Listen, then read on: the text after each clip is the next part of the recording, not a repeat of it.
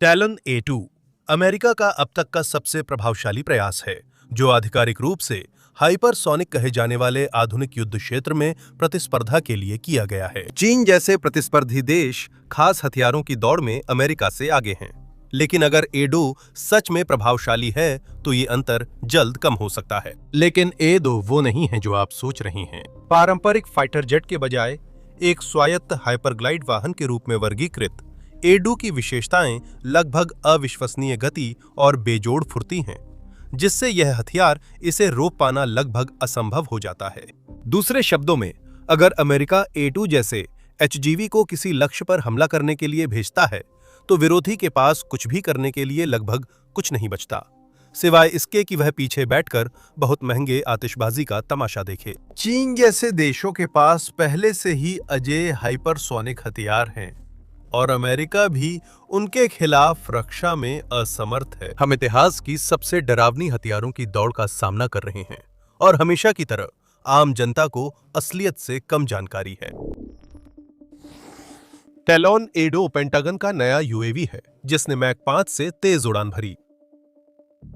Talon A2, जो फिलहाल एक प्रोटोटाइप है, ने आधिकारिक तौर पर 2 बार मैक 5 से अधिक गति हासिल की है, एक बार दिसंबर 2024 में और फिर मार्च 2025 में। दोनों परीक्षण उड़ानें मोजावे रेगिस्तान के मोजावे एयर और स्पेसपोर्ट से शुरू हुईं।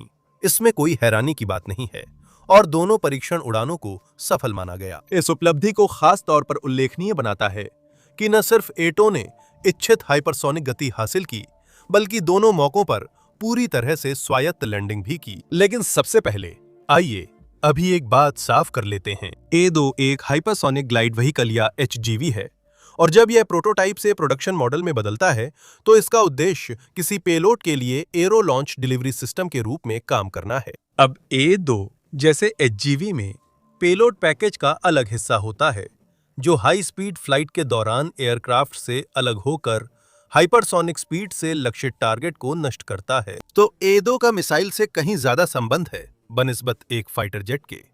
इसका उद्देश्य उन कड़ी सुरक्षा वाले बेस को नष्ट करना है, जिनके करीब कोई जेट सामान्यतः पहुंच भी नहीं सकता। HGV इतना जटिल क्यों है, इसमें कई फ्लाइट चरण क्यों हैं, और ये सिर्फ बूस्ट के बजाय ग्लाइड क्यों करता है, इन सब पर हम बात करेंगे। ध्यान दें, सभी हाइपरसोनिक हथियार HGV नहीं होते, और उनकी अलग अलग किस्में अलग खतरे पैदा करती हैं। इन बातों पर भी चर्चा करेंगे। असली HGV अटैक पैकेज इंटरसेप्शन की संभावना लगभग शून्य कर देता है, जिससे यह तकनीक वैश्विक सेनाओं के लिए दशकों में सबसे बड़े बदलावों में से एक बनती है। A2 के स्पेसिफिकेशंस में इसका प्रोपल्शन शामिल है, जो एक single Ursa Major Hadley rocket engine से मिलता है। यह इंजन लिक्विड ऑक्सीजन और केरोसिन जलाकर 5000 पाउंड या 22 किलो न्यूटन थ्रस्ट देता है। अगर हम स्टैंडर्ड टॉमहॉक मिसाइल की तुलना करें, तो उसमें विलियम्स इंटरनेशनल F107 इंजन इस्तेमाल होता है, जो सिर्फ 600 से 700 पाउंड फोर्स ही पैदा करता है। A2 का शरीर 8.5 मीटर लंबा है, इसकी विंग स्पैन सिर्फ 3.4 मीटर है, और इसका लॉन्च मास लगभग 2700 किलो है। जैसा कि ये अभी अपने प्रोटोटाइप स्टेज में है, A2 फिलहाल कोई विस्फोटक पेलोड ले जाने के लिए नहीं बनाया गया है, लेकिन बाद के वर्जन लगभग 450 किलो वजन का पेलोड ले जाने में सक्षम होंगे, ऐसा अनुमान है। इन बुनियादी स्पेसिफिकेशंस के अलावा A2 की जिम्मेदार कंपनी स्ट्रेटो लॉन्च फाइटर से जुड़ी जानकारियों को लेकर हमेशा की तरह चुप्पी साधे हुए है। एकमात्र असली अतिरिक्त जानकारी अमेरिकी रक्षा विभाग की एक रहस्यमय प्रेस रिलीज के जरिए आई, जिसमें बताया गया कि A2 में एक इनर्शियल मेजरमेंट यूनिट का इस्तेमाल किया गया है, जो हथियार डेवलपर और निर्माता नॉर्थरोप ग्रूमन की देन है। इस कंपोनेंट को advanced hypersonic technology inertial measurement unit कहते हैं। हे भगवान, कृपया कोई एक्रोनिम बना दीजिए, वरना इसे हेमिस्फेरिकल रेजोनेंस जायरोस्कोप कहा जाता है। ये कोई मददगार संक्षेप नहीं है। AHD-IMU अपने आप में बहुत प्रभावशाली है। ये एक बहुत ही सटीक, बेहद मजबूत सेंसर है, जो आम जनता के लिए उपलब्ध स्टैंडर्ड GPS से कहीं आगे है। यह सेंसर A2 को अपनी स्थिति और हर मूवमेंट माइक्रो G तक सटीकता से जानने देता है, जो इसकी तेज गति और हाई G उड़ान के लिए जरूरी है। यह सॉलिड स्टेट सेंसर है, इसमें मूविंग पार्ट्स नहीं हैं, और इसकी उम्र 70 मिलियन घंटे तक है।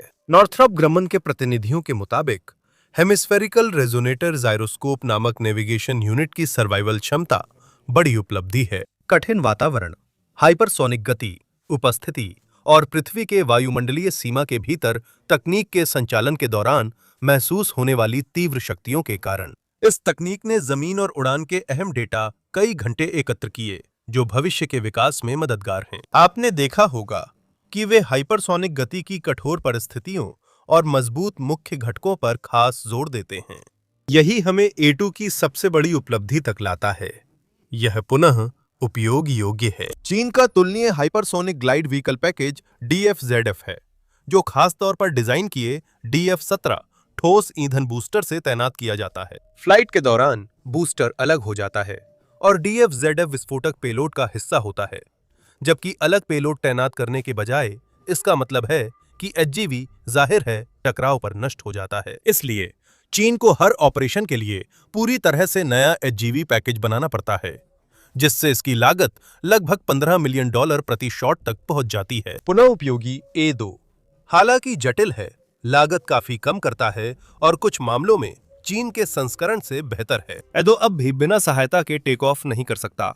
सभी हाइपरसोनिक ग्लाइड व्हीकलों की तरह इसका डिजाइन गति पर केंद्रित है, जिससे इसकी क्षमता में दुविधा रहती है। जैसे कि हमने A2 के छोटे पंखों का पहले ही जिक्र किया है, और यह कोई चूक नहीं है। इन पंखों का मकसद हाइपरसोनिक गति पर स्थिरता देना है, जैसे मिसाइलों पर फिन्स होते हैं, लेकिन ये टेक ऑफ के लिए जरूरी लिफ्ट नहीं बना सकते। हैडली इंजन उच्च ऊंचाई पर अधिकतम गति के लिए डिजाइन है, लेकिन टेक ऑफ के लिए जरूरी थ्रस्ट टू वेट अनुपात नहीं देता। असल बात यह है कि A2 में मौजूद ईंधन भी पूरी तरह से मैक 5 की गति प्राप्त करने के लिए जरूरी है, जिसका मतलब है कि टेक ऑफ चरण संभव ही नहीं है। इसलिए A2 को एक साथी विमान की जरूरत होती है, लेकिन DF-17 की तरह ठोस ईंधन रॉकेट के बजाय इसे एक ROC विमान से सहायता मिलती है। एक नए एयर लॉन्च साथी 747 विमान, जिसे स्पिरिट ऑफ मार्वे कहा जाता है, के लिए पहले से ही योजनाएं बनाई जा चुकी हैं, लेकिन फिलहाल ROC यहां महत्वपूर्ण भूमिका निभा रहा है। विस्तार से कहें तो ROC एक विशाल विमान है, जो दो 747 400 विमानों के पुनर्नवीनीकरण हिस्सों से बना है। एक बार असेंबल हो जाने के बाद तैयार होने पर इसका 117 मीटर का विशाल विंगस्पैन खास तौर पर ध्यान खींचता है, और इससे मिलने वाली स्थिरता इस विमान को एक छोटे विमान को एयर लॉन्च करने के लिए बिल्कुल उपयुक्त बनाती है। दिलचस्प है कि ROC को माइक्रोसॉफ्ट के सह संस्थापक पॉल एलन ने उपग्रहों को कक्षा में भेजने के लिए बनाया था, पर 2018 में एलन की मृत्यु के बाद उनकी कंपनी स्ट्रेटो लॉन्च ने सैन्य अभियानों पर ध्यान दिया। अब हम दो सफल परीक्षण उड़ानों पर ध्यान देते हैं, जिसमें ROC ने A2 को प्रशांत महासागर के ऊपर दक्षिणी कैलिफोर्निया के तट के पास 11 किमी ऊंचाई पर HGV को छोड़ा, जिसे निचला वायुमंडल भी कहते हैं। इसके बाद A2 ने हाइपरसोनिक गति पकड़ी, सारा ईंधन जलाया और घने वायुमंडल में नीचे गया। इसके बाद एक पुल अप मूवमेंट किया गया और A2 ने 40 से 100 किलोमीटर के बीच क्षैतिज ग्लाइड हासिल की, जो ऊपरी वायुमंडल की सीमा है। इस चरण में A2 बिना शक्ति के ग्लाइड कर रहा था, वायुमंडल की ऊपरी सीमा पर सर्फ करते हुए अनियमित मूवमेंट कर रहा था, ताकि वह डिफेंसिव सिस्टम्स के लिए अप्रत्याशित रहे। वैसे इसी ग्लाइड चरण के दौरान HGV सबसे ज्यादा कमजोर होते हैं, इसे ध्यान में रखें। हाइपरसोनिक ग्लाइड के बाद A2 Vandenberg space force base Los Angeles के उत्तर पश्चिम में सफलतापूर्वक लैंड हुआ। सटीक दूरी का उल्लेख नहीं किया गया था, लेकिन यह बताया गया है कि बाद के A2 संस्करणों की संचालन सीमा लगभग 1500 किलोमीटर होगी। Mach TB programme manager Scott Wilson के अनुसार ये उड़ानें हमारे कार्यक्रम और देश के लिए बड़ी सफलता थीं। टैलन ए उड़ान के प्रयोगों से मिले डेटा का विश्लेषण किया गया है और नतीजे बहुत सकारात्मक हैं। हाइपरसोनिक परीक्षण की गति को बढ़ाते हुए उच्च दर पर तकनीकी परीक्षण का अवसर अत्यंत मूल्यवान है। मैक-टीबी कार्यक्रम कई सफल उड़ानों से संतुष्ट है और स्ट्रैटो लॉन्च के साथ आगे की उड़ान परीक्षणों का इंतजार कर रहा है। उद्धरण समाप्त। यह मैक-टीबी का अर्थ है multi service advanced capabilities hypersonic testbed deep breath, जो अमेरिकी सरकार के लिए रक्षा विभाग की ओर से चलाया जाने वाला एक कार्यक्रम है। अमेरिका में नई तकनीकी लहर की अगुवाई कई जानी पहचानी कंपनियां कर रही हैं, जैसे बिग 5, लॉकहीड मार्टिन, RTX, पूर्व रेथियोन, नॉर्थरोप ग्रिम्मॉन, बोइंग और जनरल डायनेमिक्स। विकास का फोकस A2 जैसे विमानों, डार्क ईगल जैसे हाइपरसोनिक हथियारों और उनसे रक्षा करने वाली प्रणालियों पर है। एडो को अंतिम संस्करण 2028 तक तैनात होने की उम्मीद है। अभी इसमें कुछ साल लगेंगे। सफल परीक्षण उड़ानों के बाद डॉक्टर जैकरी क्रेवर, स्ट्रैटोलॉन्च के अध्यक्ष और सीईओ ने निम्नलिखित बयान दिया, फिर से उद्धृत करते हुए। इस दूसरी उड़ान से एकत्र किए गए डेटा के साथ हम सीखी गई बातों को लागू कर सकते हैं ताकि टैलन ए वाहनों की मजबूती और प्रदर्शन को बेहतर बनाया जा सके। पहली उड़ान की समीक्षा में टैलने के डिजाइन की मजबूती और ग्राहकों की सभी प्रदर्शन अपेक्षाओं को पूरा करने की क्षमता की पुष्टि हुई, जबकि टीम को अभी फ्लाइट 2 के डेटा की समीक्षा करनी है। अब हमने हाइपरसोनिक गति का प्रदर्शन किया है, पूरी रनवे लैंडिंग जैसी जटिल उपलब्धि भी हासिल की है, साथ ही तुरंत पेलोड रिकवरी की है और इसकी पुनः उपयोगिता साबित की है। दोनों उड़ानें हमारे देश, कंपनी और साझेदारों के लिए बड़ी उपलब्धि थीं। अब इस बिंदु पर, इससे पहले कि हम उन हाइपरसोनिक तकनीकों पर जाएं जिन पर अन्य देश काम कर रहे हैं और युद्ध का चेहरा हमेशा के लिए कैसे बदल रहा है, आइए पहले यह समझें कि एचजीवीज आखिर इतने क्रांतिकारी क्यों हैं। रक्षात्मक समय सीमा को सेकंडों में समेटना। अब हाइपरसोनिक शब्द का मतलब है ऐसी गति जो मैक 5 से अधिक हो, यानी लगभग 6173 किलोमीटर प्रति घंटा से भी तेज। व्यावसायिक एयरलाइन की गति माक 1 से कम होती है, जबकि फाइटर जेट्स आमतौर पर माक 2-3 की रेंज में चलते हैं।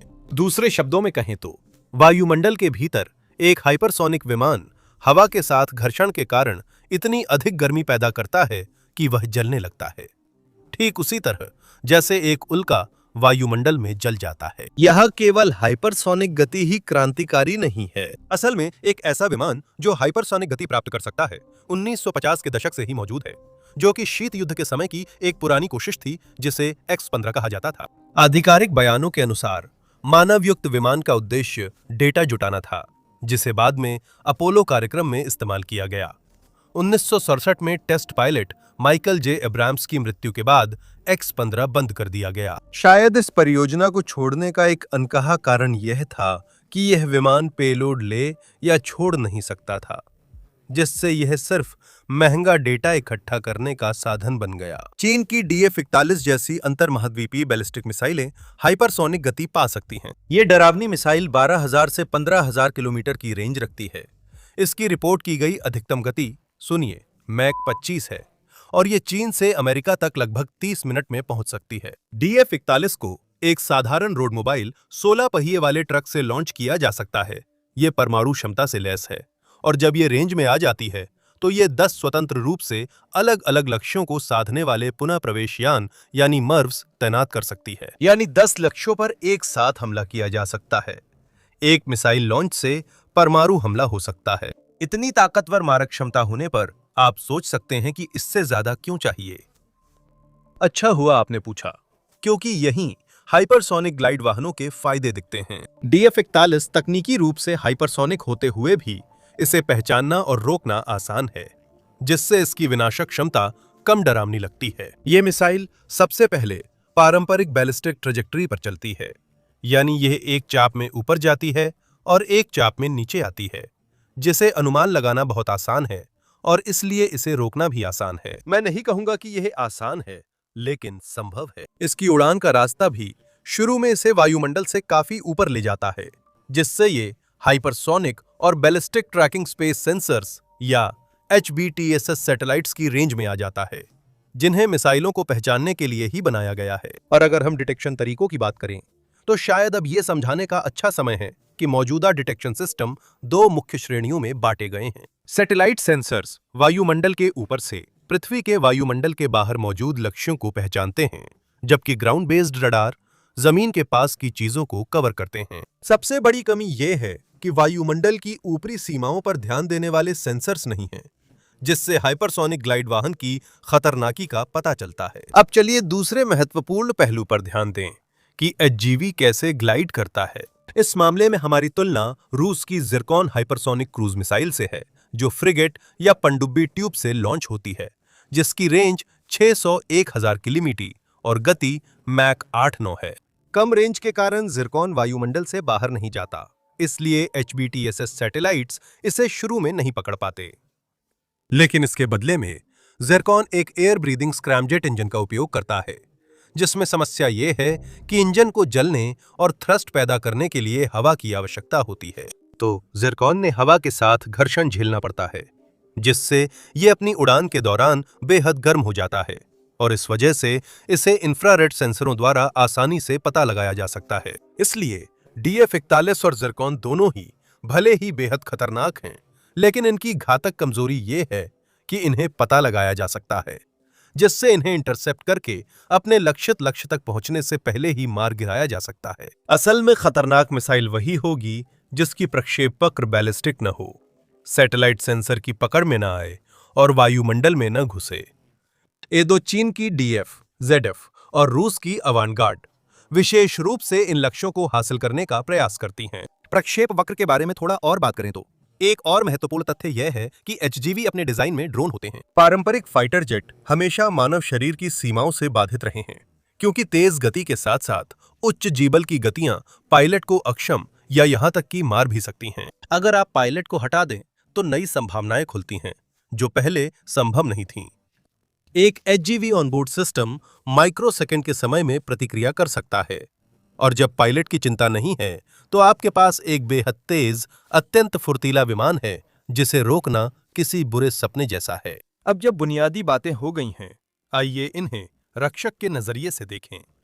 कल्पना कीजिए कि एक ICBM मिसाइल का पता चलता है जो अपने शुरुआती लॉन्च क्रम में वायुमंडल छोड़ रही है और अपने लक्ष्य की ओर बढ़ना शुरू कर रही है। सैटेलाइट जानकारी के आधार पर आपको पता है कि ICBM कहां है, और अगर वह HGV तैनात नहीं कर रही है तो उसकी अनुमानित दिशा के आधार पर आपको यह भी अच्छी तरह पता है कि वह कहां जा रही है। इसलिए आपके पास कुछ मिनट होते हैं, मान लीजिए 30 मिनट।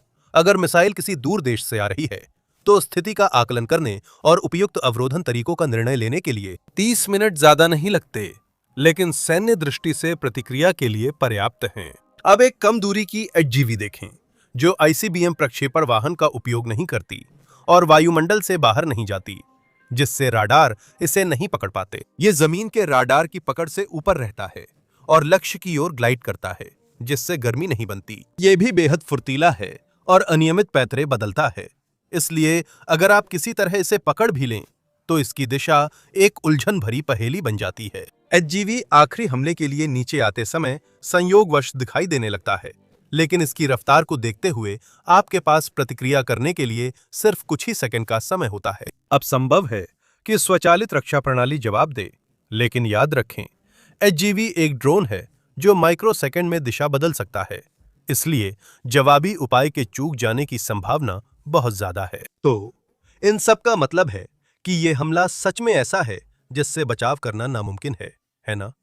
खैर, अब वक्त है HGV रक्षा प्रणालियों के विषय पर बात करने का। हालांकि HGV निश्चित रूप से अब तक बनाए गए सबसे खतरनाक हथियारों में से एक हैं, लेकिन यह इतना आसान नहीं है कि बस कह दें, अरे हम कुछ नहीं कर सकते और आगे बढ़ जाएं। एक अजेय हथियार से बचाव करना।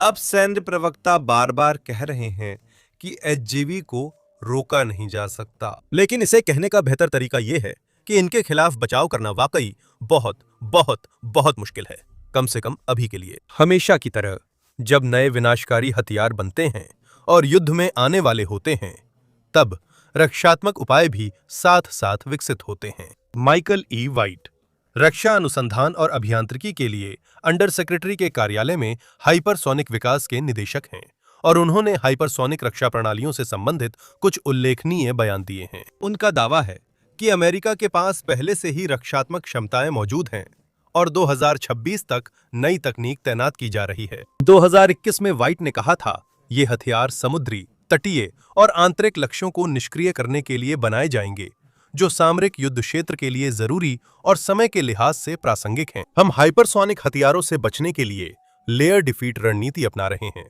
जिसमें गतिज और गैर गतिज क्षमताओं से उन्हें उनकी किल चेन के हर संभव चरण पर नाकाम, कमजोर और निष्प्रभावी किया जाएगा, और नई तकनीकों का विकास भी होगा। भाई इतनी सैन्य भाषा बोलता है जितनी मैंने कभी नहीं सुनी।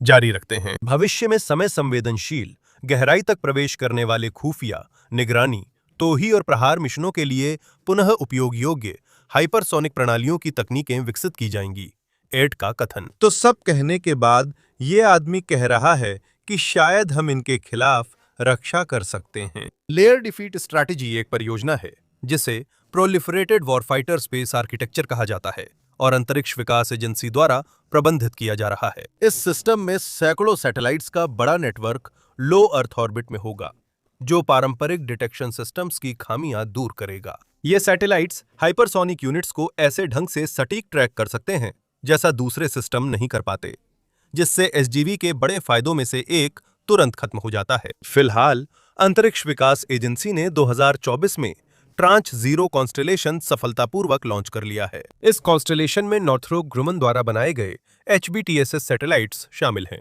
जिन्होंने यह साबित कर दिया है कि वे हाइपरसोनिक टारगेट्स को डिटेक्ट और लॉक करने में सक्षम हैं। ट्रांच 1 चरण का लॉन्च सितंबर 2025 में शुरू हुआ, जिसमें 28 और सैटेलाइट्स शामिल किए जाने हैं।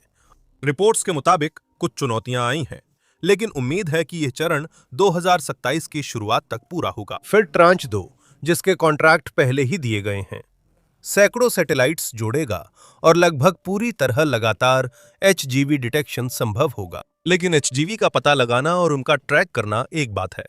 असली सवाल यह है कि इन हमलों को रोकने के लिए क्या किया जा सकता है और यह सुनिश्चित किया जा सकता है कि वे अपने लक्ष्यों को ना भेदें। फिलहाल पैट्रियट मिसाइलों को अपग्रेड किया जा रहा है ताकि उनके पास कुछ मौका हो। अमेरिकी सेना के अनुसार अपग्रेड के बाद भी मौजूदा सिस्टम सिर्फ एक आखिरी कोशिश से ज्यादा नहीं है। रक्षा ठिकानों को तेज सॉफ्टवेयर हार्डवेयर अपग्रेड मिल रहे हैं, जिससे कुछ मानक सिस्टम ने हाइपरसोनिक लक्ष्यों को इंटरसेप्ट व नष्ट करने की क्षमता दिखाई है। जहाजों पर तैनात एजिस समुद्र आधारित टर्मिनल अमेरिकी रक्षा रणनीति के अहम हिस्से हैं, जिन्हें प्रमुख स्थानों पर तेजी से तैनात किया जा सकता है। अपग्रेडेड सिस्टम के साथ ये दिखाया गया है कि मौजूदा SM-6 मिसाइलें हाइपरसोनिक हमलों को इंटरसेप्ट करने में सक्षम हैं। परिणाम विश्वसनीय नहीं है और संकट में आदर्श नहीं है। समुद्री बेस टर्मिनलों के अलावा FAD सिस्टम्स यानी terminal high altitude area defence भी हैं, जो समुद्री बेस समकक्षों जैसे काम करते हैं। FAD सिस्टम्स को जमीन पर तेजी से तैनात किया जा सकता है और ये पृथ्वी के वायुमंडल के अंदर और बाहर दोनों से होने वाले हमलों को 3000 किलोमीटर तक की दूरी पर रोक सकते हैं। FAD सिस्टम्स सैन्य चौकियों और जमीनी लक्ष्यों की रक्षा के लिए जरूरी हैं और इन्हें इसी साल जुलाई में हार्डवेयर और सॉफ्टवेयर अपग्रेड मिलेंगे। फिर भी इन प्रयासों को आखिरी कोशिश माना जा रहा है और हाइपरसोनिक हमलों को रोकने की संभावना बहुत कम है।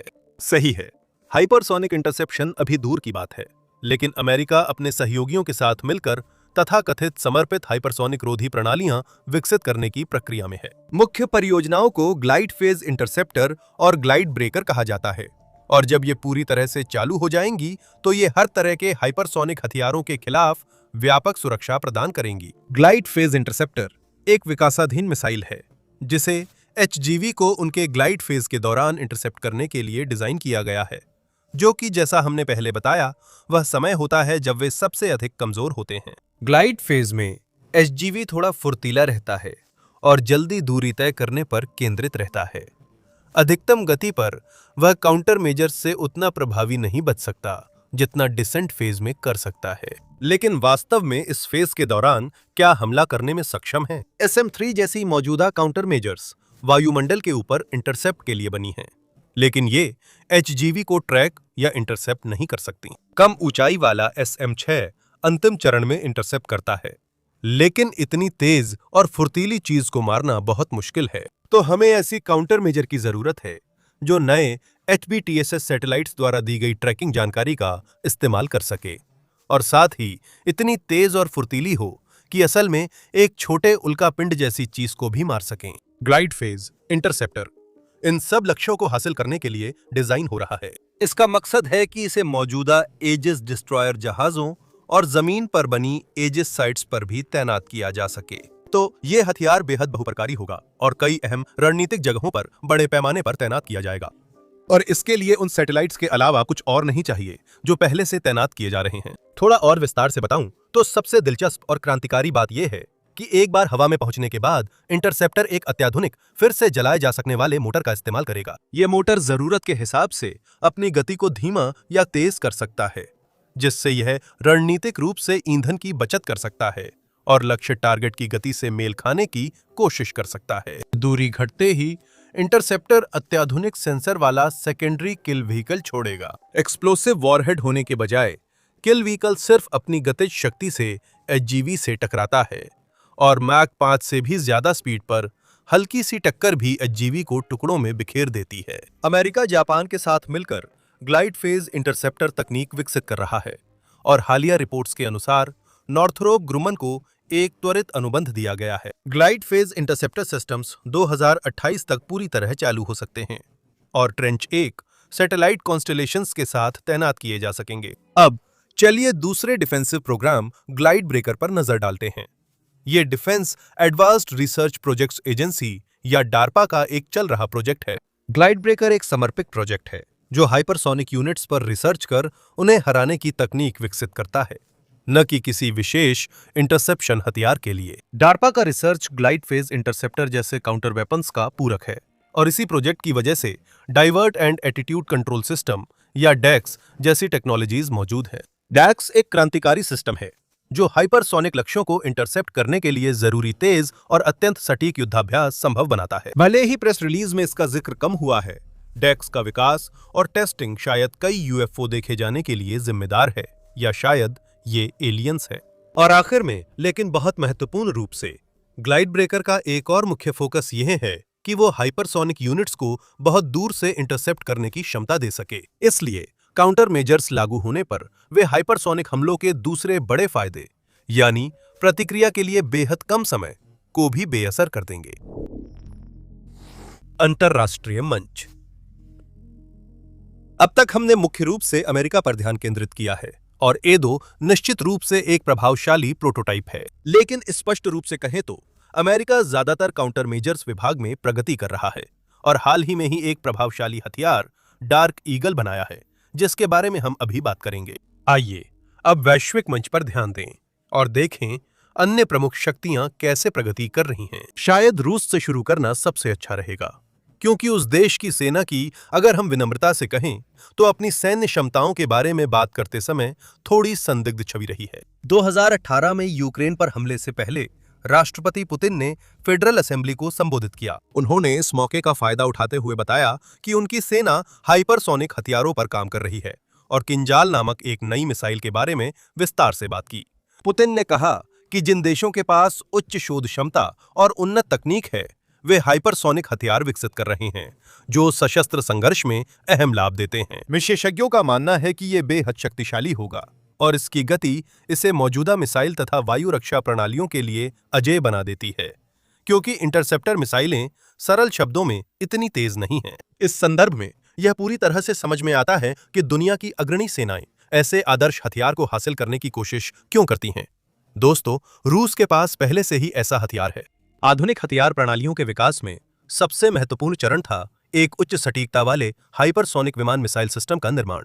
जैसा कि आप पहले से ही अच्छी तरह जानते हैं, ये अपनी तरह का दुनिया में एकमात्र है। इसके परीक्षण सफल रहे और पिछले साल 1 दिसंबर को ये सिस्टम दक्षिणी सैन्य जिले के हवाई अड्डों पर ट्रायल सेवा शुरू कर चुके हैं। तेज कैरियर विमान की खास उड़ान क्षमता मिसाइल को मिनटों में प्रक्षेपण बिंदु तक पहुंचाती है। ये मिसाइल जो ध्वनि की गति से 10 गुना अधिक हाइपरसोनिक गति से उड़ती है, अपनी उड़ान की पूरी प्रक्रिया के दौरान भी हर चरण में आसानी से दिशा बदल सकती है।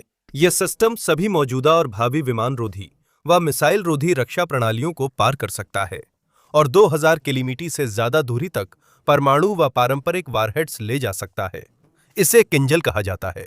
अब किंजल सच में मौजूद है। यह मैक 10 की गति तक पहुंच सकता है और इसकी रेंज 2000 किलोमीटर है। अगर किंजल सच में सभी एंटी मिसाइल डिफेंस सिस्टम्स को हरा सकता है तो रूस ने अब तक यूक्रेनी रक्षा पंक्तियों को रौंद क्यों नहीं दिया? यही चीजें उलझती हैं और हमें युद्ध का एक और पहलू यानी प्रोपेगेंडा ध्यान में रखना पड़ता है। इसमें कोई शक नहीं, रूस ने किंजल का सक्रिय रूप से इस्तेमाल किया है और यह विनाशकारी साबित हुआ है। असल में मिसाइल उतनी अजेय नहीं है जितना पुतिन ने कहा, क्योंकि इसे मौजूदा एयर डिफेंस सिस्टम ने कई बार गिराया है। मई 2023 में यूक्रेनी अधिकारियों ने बताया कि स्थानीय सेना ने सिर्फ मौजूदा MIM-104 पैट्रियट रक्षा प्रणाली से कीव के ऊपर किंजल हमले को सफलतापूर्वक रोका। रिपोर्टों से पता चला कि किंजल असल में स्कंदर बैलिस्टिक मिसाइल थी जिसे नए एयर लॉन्चिंग सिस्टम से तैनात किया गया। अपनी उड़ान के दौरान इस्कंदर मिसाइल ने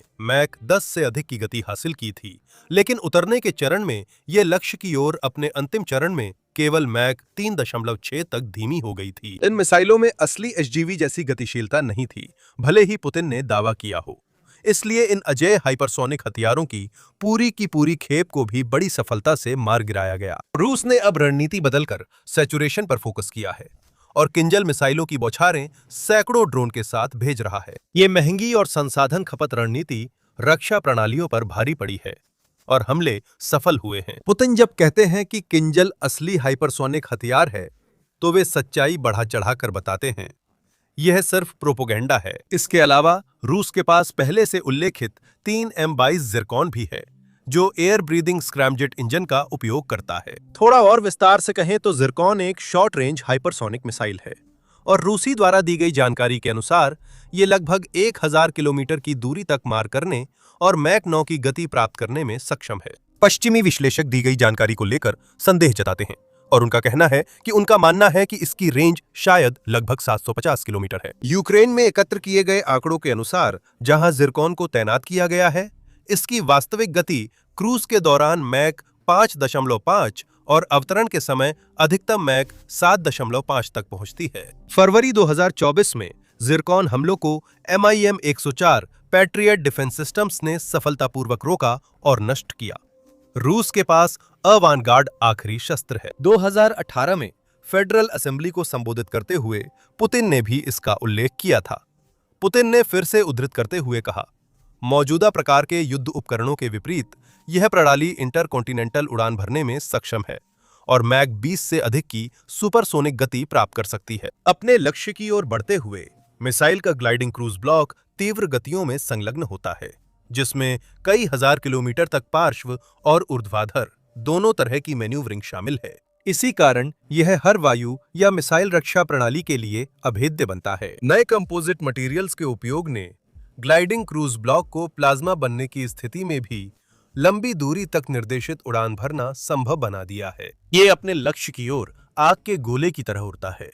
सतह तापमान 1600-2000 डिग्री सेल्सियस तक पहुंचता है। फिर भी क्रूज ब्लॉक विश्वसनीय रूप से निर्देशित होता है।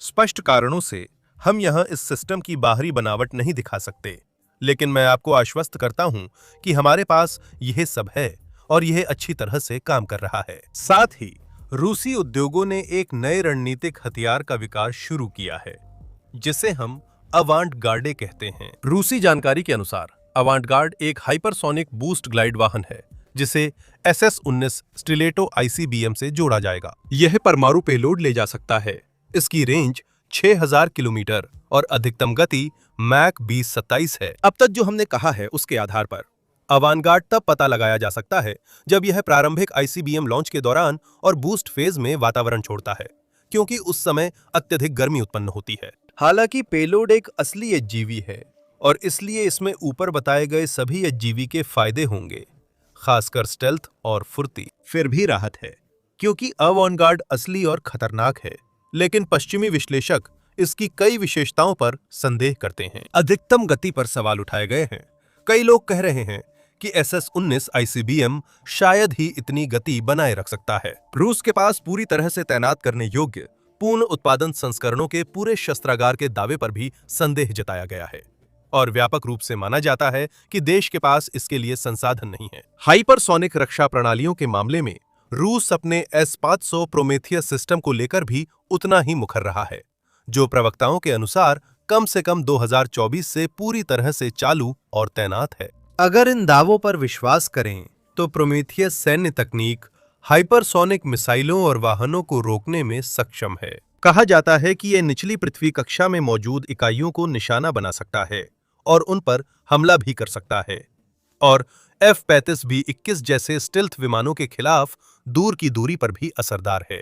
रिपोर्ट्स के अनुसार इस सिस्टम की ऑपरेशनल रेंज 600 किलोमीटर है, जिसमें बैटल मैनेजमेंट, उच्च ऊंचाई अधिग्रहण और एंटी बैलिस्टिक एंगेजमेंट राडार का नेटवर्क है। और खास बात यह है कि इस सिस्टम का प्रतिक्रिया समय सिर्फ 3 से 4 सेकंड है, जिससे ये दुनिया की सबसे उन्नत रक्षा प्रणालियों में शामिल है। इनमें से कुछ बातें सही हो भी सकती हैं और नहीं भी, लेकिन विश्लेषक एक बार फिर इन दावों में से कई पर काफी संदेह कर रहे हैं। अब हमारा ध्यान उस देश की ओर करते हैं जिसे हाइपरसोनिक तकनीक में अग्रणी माना जाता है।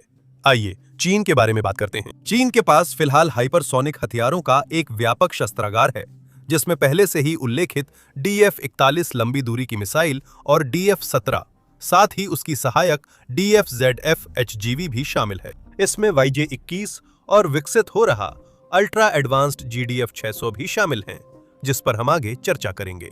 पहले DF-17 पर नजर डालें।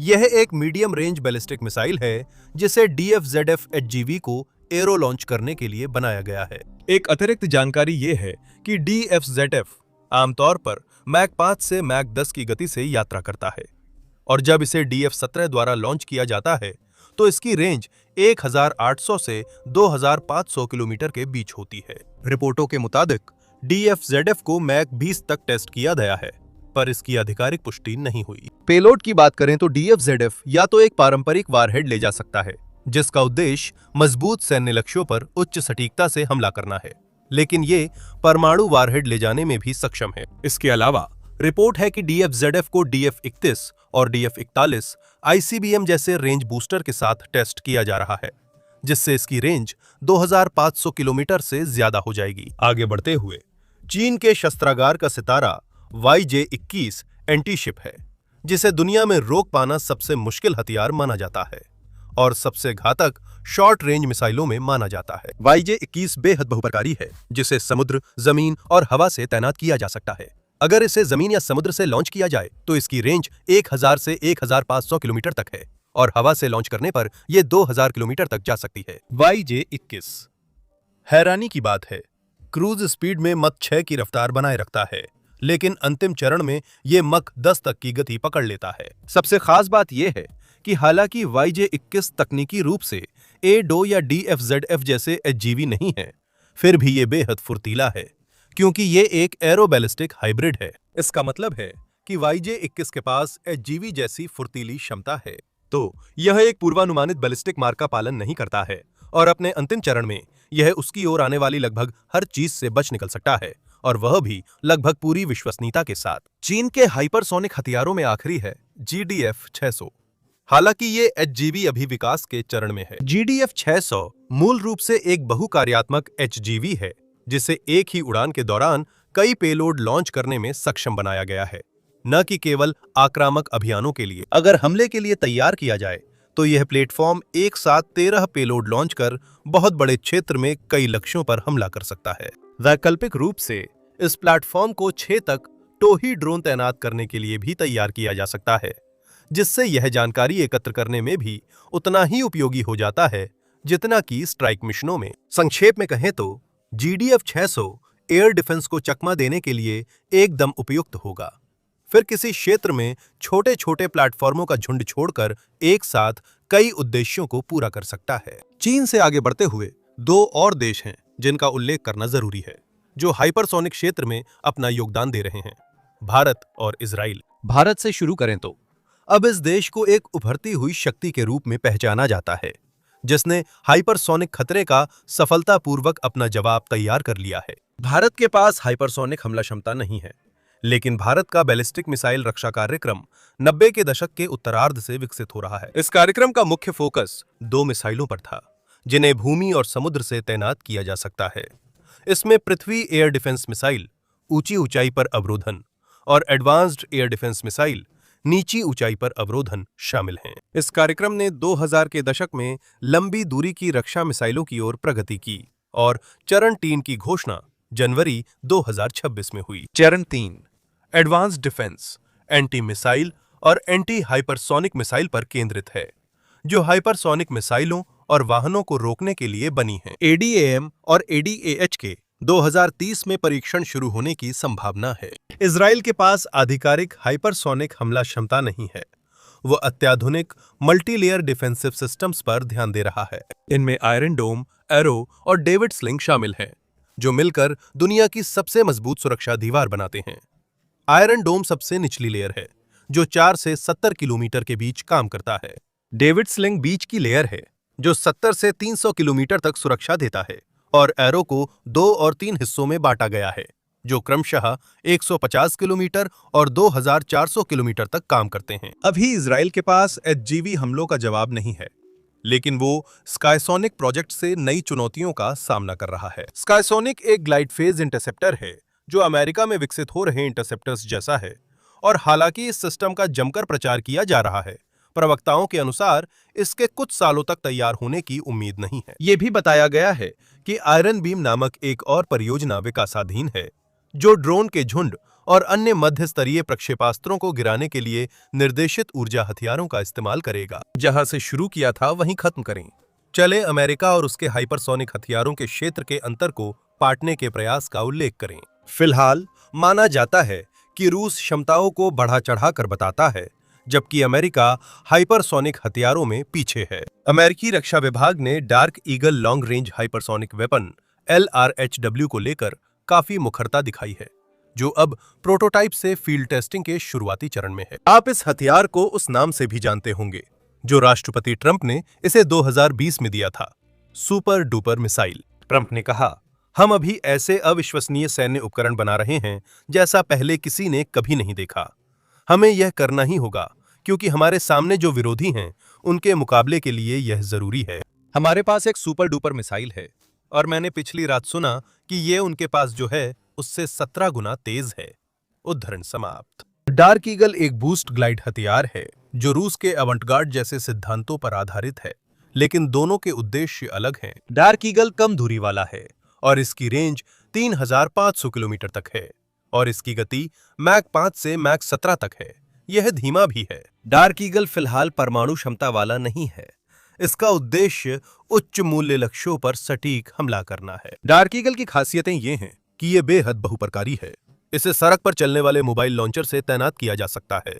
ये ग्लाइड फेज अप्रोच के साथ पूरी तरह से रडार गैप का फायदा उठाता है, और इसमें सभी तरह की फुर्ती है, जिससे ये काउंटर मेजर्स से बच सकता है। डार्क ईगल अभी फील्ड टेस्टिंग में है, लेकिन माना जा रहा है कि ये चीन के YJ-21 को टक्कर दे सकता है, और इससे बच निकलना दुनिया में सबसे मुश्किल हो सकता है। मार्च में पहला डार्क ईगल वॉशिंगटन के जॉइंट बेस लुइस मैककॉर्ड में ब्रावो बैटरी पहली बटालियन 17वीं फील्ड आर्टिलरी रेजिमेंट को सौंपा गया। सफल एंड-टू-एंड फ्लाइट टेस्ट किए जा चुके हैं, जिसका मतलब है कि ये खास अंतर्राष्ट्रीय हथियारों की दौड़ अब आधिकारिक रूप से तेज हो रही है। देखने के लिए धन्यवाद।